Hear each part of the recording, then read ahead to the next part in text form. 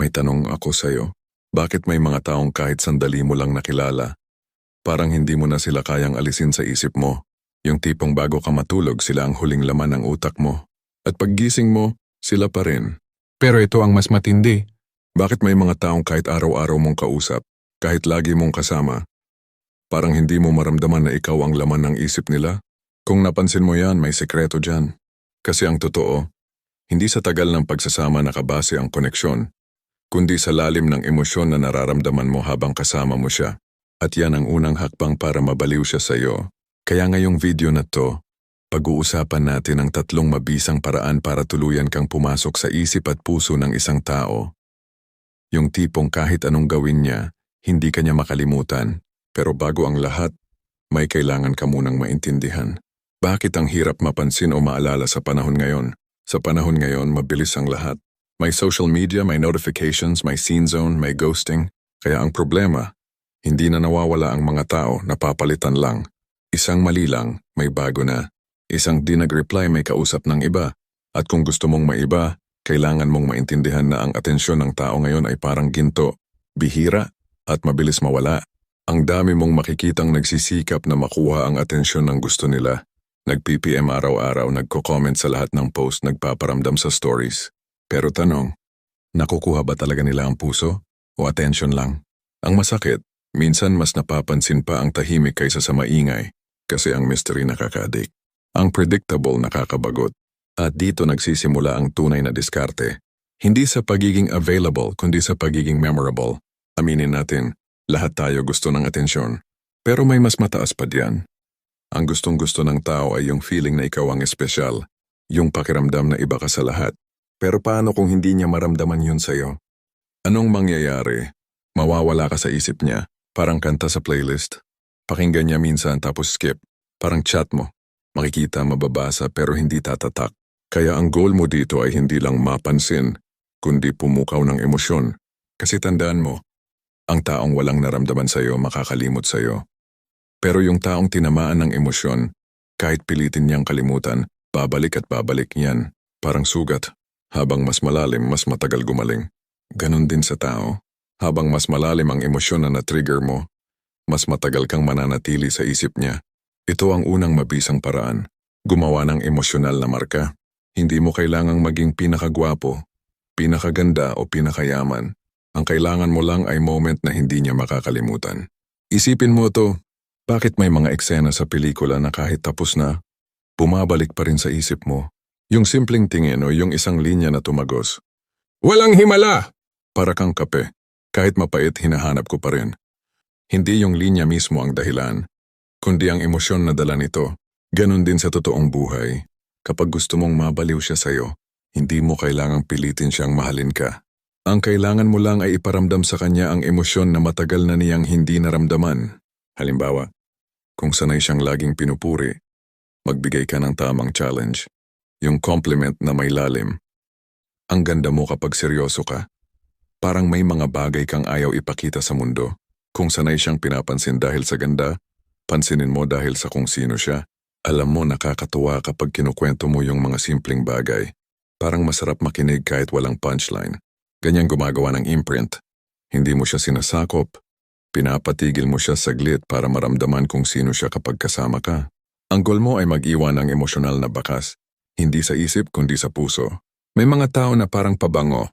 Hindi mo nakikita pero nararamdaman mo kahit wala sila. Kapag dumaan sila sa buhay mo may naiwan. At kahit wala na sila, naamoy mo pa rin sa hangin yung alaala. Ganon ang gusto mong mangyari.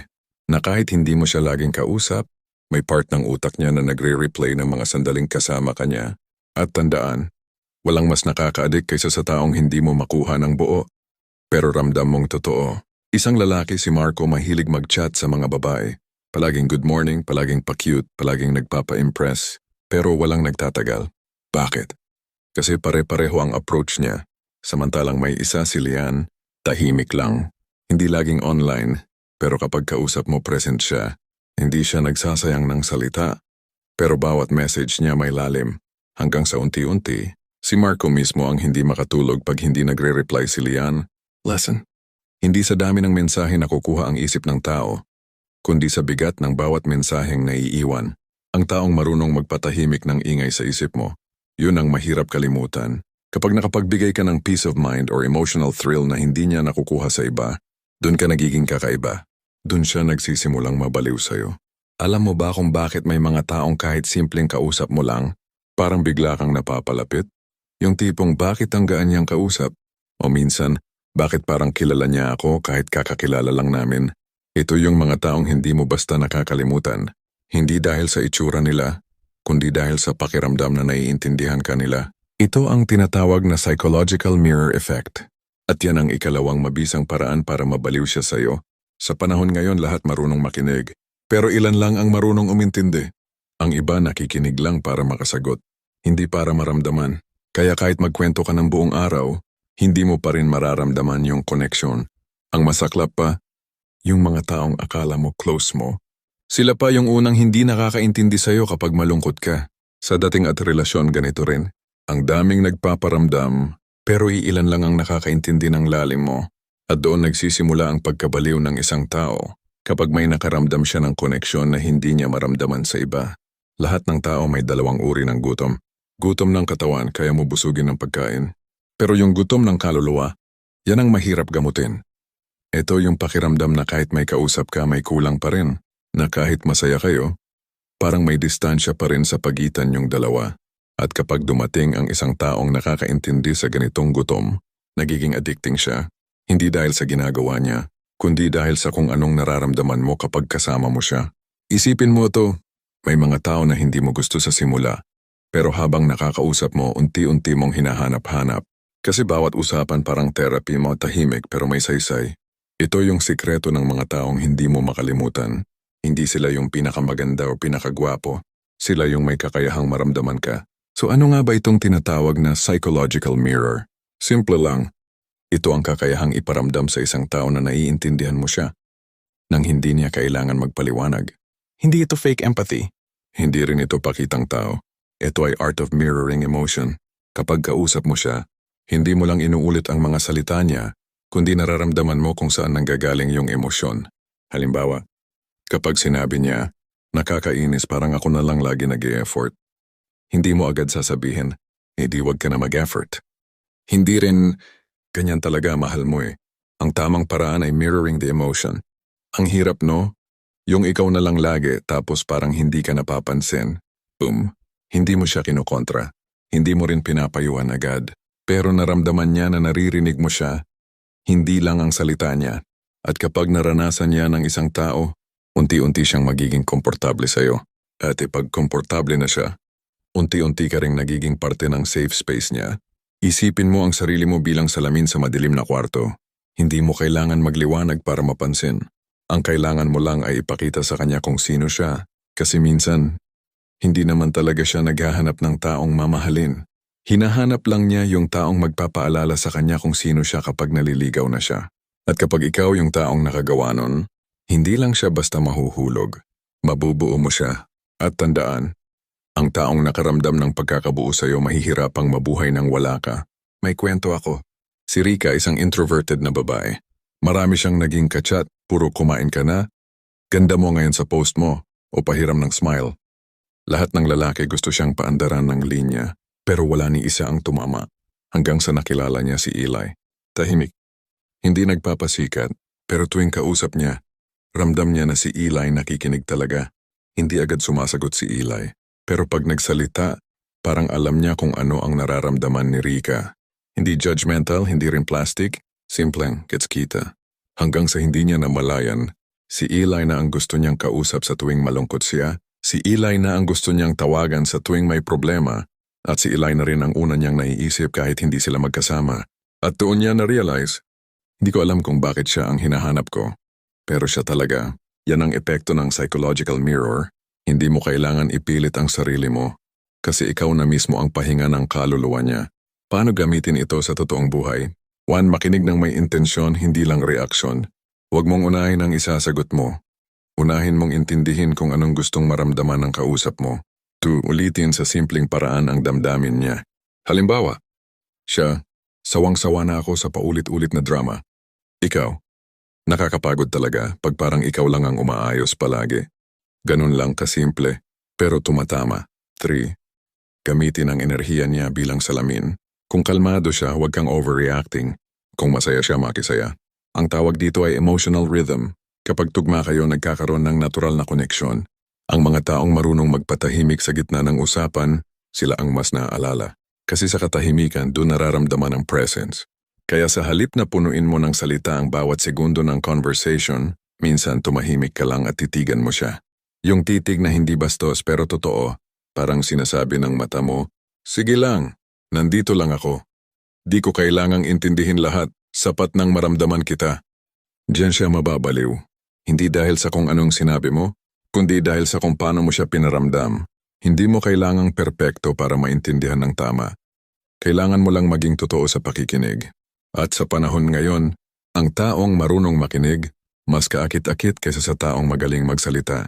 Kapag pinagsama mo ang empathy at mystery, nagiging lethal combination yan. Kasi habang nakikita niya na naiintindihan mo siya, hindi pa rin niya lubos na maintindihan kung paano mo nagagawa yon. Diyan nagsisimula yung mental loop sa isip niya. Bakit parang iba siya? Bakit hindi ko siya kayang kalimutan?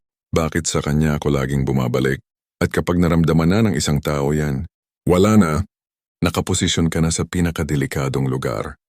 Sa gitna ng isip at puso niya. Ngayon alam mo na ang psychological mirror, ang kakayahang iparamdam sa kanya na naiintindihan mo siya.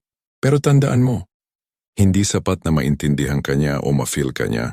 Kailangan mo ring mag-iwan ng kakulangan. Yung tipong kahit makuha ka niya, gusto ka pa rin niyang habulin. Bakit ganon? Kapag sobrang available ka, parang nawawala ang thrill. Pero kapag medyo naglaho ka, bigla siyang nagiging curious. Bigla siyang naghahanap. Bigla siyang nagte-text. Bigla siyang namimiss ka. Ang tawag dyan ay subtle detachment. Isa sa pinakamakapangyarihang paraan para mabaliw siya sa'yo. Hindi dahil nilaro mo siya, kundi dahil marunong kang magbigay ng space na nakaka-addict. Sa mundo ng modern dating, sobrang daming nagkakamali dito. Yung tipong sobrang effort, sobrang lambing, sobrang presence, hanggang sa unti-unti, nagiging predictable ka. Hindi alam mo na yung problema sa predictable? Hindi na siya nakakakuryente. Kasi sanay na siyang nandyan ka. Sanay na siyang magre-reply ka agad. Sanay na sa good morning, good night, ingat ka. Hanggang sa hindi na niya hinahanap. Tandaan mo ito, ang hindi mo na kailangang hanapin, hindi mo na rin binibigyan ng halaga. Kaya kung gusto mong mabaliw siya sa'yo, kailangan mong matutunang maging presensya na may espasyo. Yung nandyan pero hindi madaling makuha. Yung totoo pero hindi todo-todo agad. Lahat ng tao gusto ng chase kahit hindi nila inaamin. Kasi sa chase doon nila nararamdaman na may halaga ka. Kapag sobra kang naghabol, nawawala yung imbalance na nagpapa-excite. Para kang isang pelikulang alam na agad ang ending. Wala nang thrill, wala nang suspense. Minsan nagtataka ka kung bakit parang siya na ang nagdidikta ng tempo. Bakit parang ikaw na ang laging humihingi ng oras, samantalang dati siya yung unang naghahanap sa'yo? Simple lang, kasi pinakita mong kaya kanyang makuha kahit kailan. At kapag alam ng tao na sigurado ka, wala ng challenge. At sa psychology ng attraction, ang kawalan ng challenge ay simula ng pagkawala ng emosyon. Ang subtle detachment ay hindi pa cool, hindi rin playing hard to get. Ito ay art of giving space without losing connection. Hindi ito tungkol sa pagiging malamig. Ito ay tungkol sa pagpapatibay ng misteryo at respeto. Tandaan mo, hindi mo kailangang lumayo ng tuluyan para maramdaman ang presence mo. Kailangan mo lang magbigay ng tamang distansya para maramdaman niya ang halaga mo. Example, kapag dati araw-araw kang nagte-text, subukan mong magbawas ng kaunti. Hindi para saktan siya, kundi para bigyan ng pagkakataon ang isip niyang mamiss ka. Kapag dati ikaw ang laging nag-aaya, hayaan mong minsan siya naman. Kasi sa moment na siya na ang mag-initiate, ibig sabihin nagkaroon ka na ng epekto. At yun ang goal mo. Hindi habol kundi habit. Gawing habit niya ang hanapin ka, kahit wala ka. Isipin mo ang sarili mo na parang hangin sa tanghaling tapat. Hindi ka nakikita pero ramdam ka. Hindi ka hawak pero hinahanap. At kapag nawala ka, doon lang nila marirealize kung gaano ka nila kailangan. Yan ang essence ng subtle detachment. Hindi mo siya pinapahirapan, pero pinapaalala mo sa kanya na ang presensya mo ay hindi basta-basta. Sa psychology, merong tinatawag na dopamine anticipation effect. Ito yung kilig o excitement na nararamdaman ng tao habang hinihintay ang isang bagay. Mas mataas pa minsan ang thrill habang naghihintay kaysa sa mismong pagtanggap. Kaya kapag marunong kang magbigay ng delay, space at mystery, Na-activate mo yung part ng utak na nagiging addicted sa anticipation kapag hindi ka agad nagre-reply. Pero may dahilan, kapag hindi ka laging available pero consistent, nagiging puzzle ka. At alam mo naman ang tao, lahat ng puzzle gusto nilang masolusyonan. Example, isang babae si Kara sobrang sweet sa boyfriend niya. Lagi siyang nandyan, text buong araw, call bago matulog. Pero isang araw, napansin niya parang nagbago ang boyfriend niya. Hindi na kasing init dati. Parang sanay na lang. So sinubukan niyang magbago ng diskarte. Hindi siya nag-text buong araw. Hindi rin siya agad sumagot ng tumawag ito. Pero hindi siya nagalit, hindi rin siya malamig. Normal lang, kalmado, confident. Ang ending, kinabukasan, yung boyfriend niya ang biglang nagparamdam. Bay, okay ka lang, na-miss kita. Ayan ang magic ng subtle detachment. Hindi mo kailangang magalit o magkulit. Kailangan mo lang mawala ng may purpose. Minsan, hindi mo kailangang umalis para mapansin. Kailangan mo lang maging tahimik sa tamang oras. At sa tahimik mong pagkawala, doon niya marirealize kung gaano ka pala kalakas sa buhay niya. 3 paraan para gamitin ang subtle detachment. Sure, sa nagbibigay ng controlled distance. Ibig sabihin hindi ka totally maglalayo. Kapag busy ka, sabihin mo ng totoo. Pero huwag mong ibigay lahat ng oras mo. Kasi oras na binibigay mo ng buo, nawawala ang halaga. 2. Panatilihin ang unpredictability. Huwag mong hayaan na lagi kanyang mabasa. Kung dati lagi kang sweet, minsan maging chill. Kung dati lagi kang serious, minsan magpatawa. Kasi ang unpredictability ay nagtitrigger ng curiosity. At curiosity leads to obsession. 3. Focus sa sarili mo. Gamitin mo ang space para pagandahin ang sarili mo. Mentally at emotionally. Kasi tandaan mo, ang taong may sariling mundo. Yun ang mundo na gustong pasukin ng iba. Ang bituin hindi naman lumalapit sa atin, di ba? Pero gabi-gabi, tinitingala pa rin natin sila. Bakit? Kasi hindi sila abot kamay. Pero ramdam nating nandyan. Ganun ka rin dapat. Hindi kailangan laging available, pero kapag dumating ka, ramdam niya agad ang presensya mo. At kapag nawala ka sandali, nararamdaman niya ang kakulangan. Yan ang subtle detachment. Yan ang sikreto ng mga taong hindi mo makalimutan kahit gusto mong kalimutan. Ngayon kung pagsasamahin mo ang 3 natutunan mo. 1. Emotional na imprint. Gumawa ka ng marka sa puso. Tawag sa psychological mirror.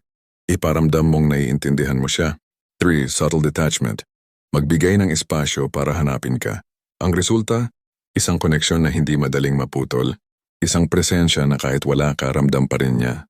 At isang energy na kahit pilitin niyang labanan, babalik at babalik pa rin siya sa'yo. Kasi ganito ang totoo. Ang tunay na pagmamahal hindi hinahabol. Ang totoo hinahanap kahit ayaw na hanapin. Story time, the one that got away. Si Adrian simpleng lalaki lang, walang masyadong drama, walang pasikat, pero lagi siyang marunong mag-timing. Kapag gusto niyang magparamdam, mararamdaman mo.